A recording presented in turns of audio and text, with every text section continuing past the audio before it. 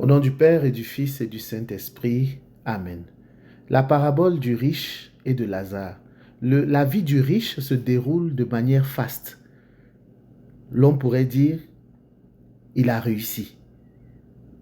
Il vit bien, il est heureux sur cette terre. Alors que Lazare est malheureux, il est pauvre, il est indigent, il manque de tout. Il a des plaies, des ulcères que les chiens viennent lécher. Le pauvre Lazare est proche, au seuil de la maison du riche, qui est tout le temps dans les festivités, mais ce riche ne fait pas attention à Lazare.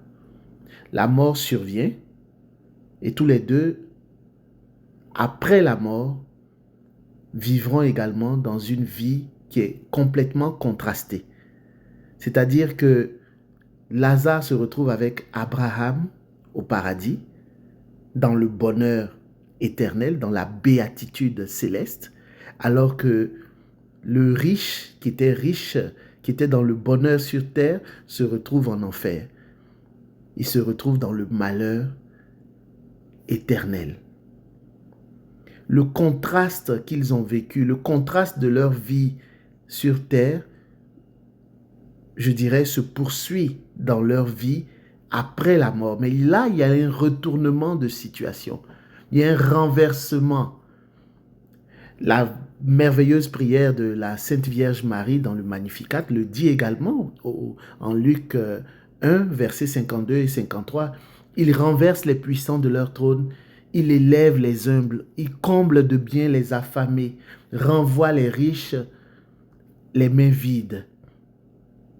Vis ta vie, bien-aimé, mais sache que garde la ferme conviction, la ferme espérance que qu'un retournement de situation est possible.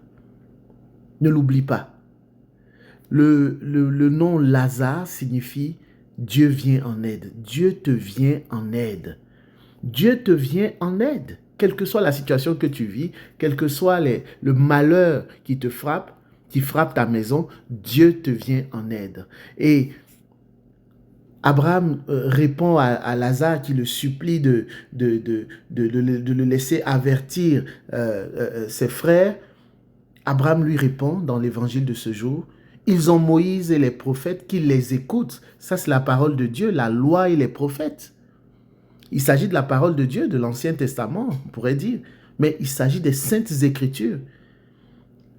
Ils ont Moïse et les prophètes qui les écoutent. Voici ce que Abraham dit à Lazare qui se trouve en enfer. Il y a un grand abîme qui sépare Abraham, Lazare, qui sont au ciel, et le riche.